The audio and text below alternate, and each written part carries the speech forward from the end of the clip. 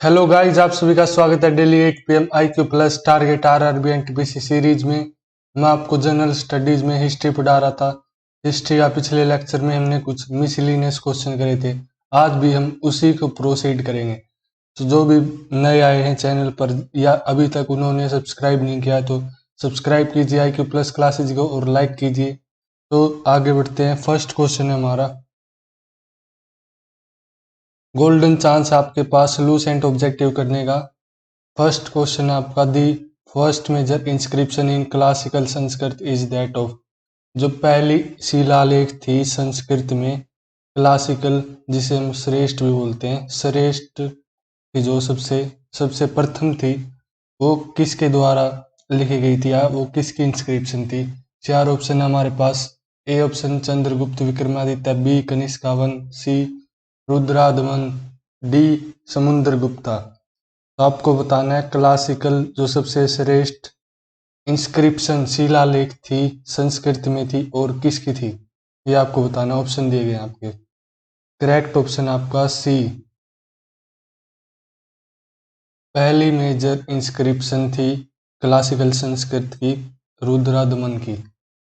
Next question है, विच one of the following is not correctly matched. यहाँ पे ruler दिए गए हैं और डायनेस्टी दी गई, उनके वंश दिए गए हैं और आपको इनमें से बताना है। ये पहले से मैच करके दिए और आपको इनमें से जो इनकरेक्टली मैच्ड है उसका पता लगाना है। ए ऑप्शन अगर हम देखें बिम्बिसारा, उसकी डायनेस्टी की बात करें तो ये बिल्कुल ठीक है, मगधा उसकी डायनेस्टी थी। बी ऑप्शन बिंदुसारा की बात करें, मौर्य उसकी डायनेस्टी थी। अग्निमित्रा की डायनेस्टी सुंगा थी। लेकिन शशांक की डायनेस्टी की बात करें तो कानवानी थी, GAUDA। गोदा किंगडम था उसका, गोदा डायनेस्टी भी आप बोल सकते हैं। So last option D is the correct answer. D is incorrectly matched here. Next question है question number 18, which is the correct chronological order in which of the following kings ruled in India. यहाँ पे चार Kings के नाम दिए गए हैं। पहला Bimbisara, second Mahapadmananda, third Kanishka, fourth Skand Skanda Gupta. आपको इनका क्रोनोलॉजिकल ऑर्डर लिखना है, मतलब जो एंशियंट से लेकर अभी तक इनका जो टाइम पीरियड है, पहले किसका था और बाद में किसका, ये आपको लिखना है। तो फर्स्ट अगर बात करें, सबसे पहले किंग की बात करें टाइम पीरियड के अकॉर्डिंग, फर्स्ट जो सबसे पहले थे बिम्बिसारा, फिर उसके बाद महापद्मानंदा, फिर उसके बाद आए कनिष्क वन जो किंग थे आपके, और लास्ट ऑप्शन फोर्थ ऑप्शन है यहाँ पे संकाद गुप्ता। करेक्ट ऑर्डर होगा क्रोनोलॉजिकल 1 2 3 4 और ऑप्शन नंबर ए ठीक है आपका। Option number A here is correct. Next है, use of white marble, long legs and cylinder frames, human being as a central characters and prominence of kings princes and places were the characteristics features of one of the following ancient art of form. ये कुछ art form के features हैं, जैसे white marble का use करना, का longs legs को दिखाना, शो करना अपनी जो भी कला थी उसमें, और सिलेंडर फ्रेम्स का यूज करना, ह्यूमन बीइंग को सेंट्रल कैरेक्टर मानना, और जो भी प्रोमिनेंट किंग्स थे प्रिंसेस थे उनके प्लेसेस को फीचर करना किसी आर्ट फॉर्म में। वो आर्ट फॉर्म बतानी आपको कौन सी थी, किस स्कूल से रिलेटेड थी। सो ये आपकी रिलेटेड थी, ये जो आर्ट है आपकी रिलेटेड है ऑप्शन ए में जो दिया गया है, अमरावती स्कूल ऑफ आर्ट्स। इसमें जो भी आर्ट का काम होता था उसमें ये सभी सारे फीचर्स थे, जैसे वाइट मार्बल का यूज करना, लॉन्ग लेग्स का यूज करना, सिलेंडर फ्रेम्स का यूज करना, और सेंट्रल जो करेक्टर था जिसके तरफ मतलब जो एक मतलब दिखाता था पूरी आर्ट फॉर्म का, उसमें क्या लेते थे, सेंट्रल ह्यूमन बीइंग को लेते थे एज ए किंग प्रिंस, कुछ भी हो सकता था उसमें। ये कहाँ होती थी? अमरावती स्कूल ऑफ आर्ट में। नेक्स्ट है, वीडियो को लाइक करते जाइए, शेयर करते जाइए। Which one of the following was known as chalcolithic age? Chalcolithic age हम किसे कहते थे? चालकोलिथिक एज वो एज थी जिसमें कॉपर का यूज किया जाता था, कॉपर का सबसे ज़्यादा यूज होता था, और कॉपर उस टाइम नॉन मेटल था। So C option, copper stone age हम इसे कहते हैं।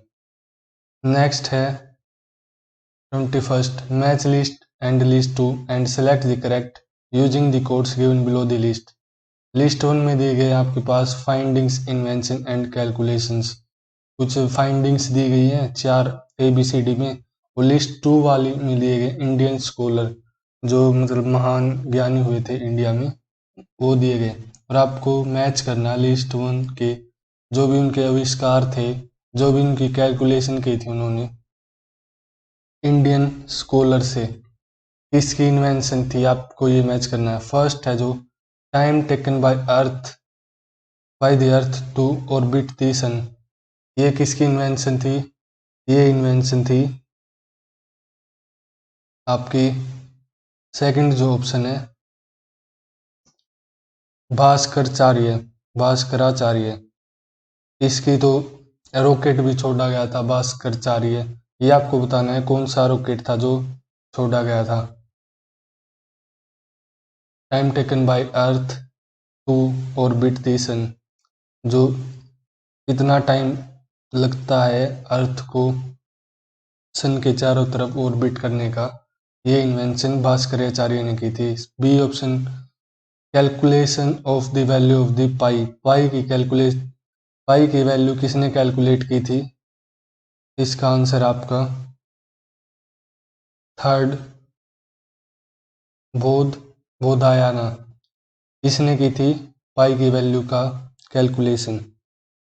सी option, invention of the digit zero, ये तो सभी को पता होगा, जो फर्स्ट ऑप्शन है, फर्स्ट है लिस्ट 2 में, Aryabhata. Aryabhata was the discoverer of or inventor of digit zero. The game of snakes and ladders, ये किसने फाइंड आउट किया था? जो गेम है या किसकी फाइंडिंग थी? जो स्नेक और सांप सीढ़ी का खेल जिसे हम बोलते हैं, ज्ञानदेव ने इसका आविष्कार किया था। सो अगर हम मैच करें ABCD को,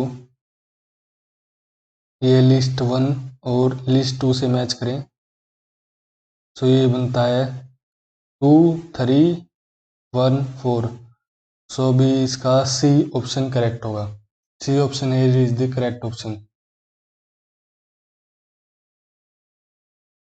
22nd, the cultivation of cereals first started in, पहले हम बता दूं कि एग्रीकल्चरल जो एज थी उसे हम नियोलिथिक एज कहते थे। अब एग्रीकल्चरल एज थी उसी में कल्टीवेशन हुई थी सबसे एंशिएंट टाइम में। So cultivation of cereals was first started in neolithic age. Neolithic age से ही फर्स्ट सबसे पहले क्रॉप्स की कल्टीवेशन हुई थी और सबसे पहले सीरियल्स की कल्टीवेशन स्टार्ट हुई थी।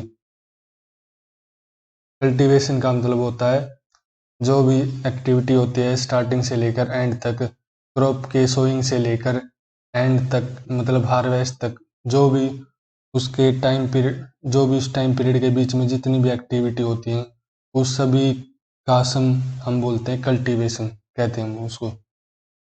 नेक्स्ट है carbon dating is use to determine the age of, carbon dating हम किस लिए यूज करते हैं, क्या निकलता है उससे?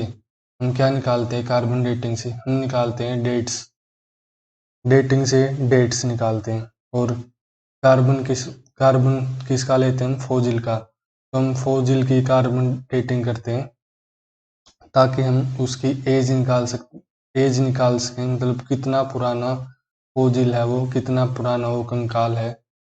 जैसे आपने देखा होगा डायनासोर्स वगैरह की जो भी अभी तक एज बताई गई है वो किस मेथड से निकाली गई है? कार्बन डेटिंग से। नेक्स्ट है आज का last question, with reference to the scientific progress of ancient India which of the following statement given below are correct. 4 statement दी गई हैं और आपको एंशियंट टाइम का scientific progress as a reference के तौर पर लेना और आपको बताना है इनमें से करेक्ट स्टेटमेंट कौन सी है। एंशियंट साइंटिफिक प्रोग्रेस को याद रखते हुए आप देखिए हर एक स्टेटमेंट को। Different kinds of specialised surgical instruments were used were in common use by first century. जो स्पेशलाइज सर्जिकल मतलब सर्जरी करने के लिए इंस्ट्रूमेंट थे वो कॉमनली यूज होते थे फर्स्ट सेंचुरी में। फर्स्ट स्टेटमेंट ये आपकी। सेकंड स्टेटमेंट है transport of internal organs in the human body had begun by the beginning of third century.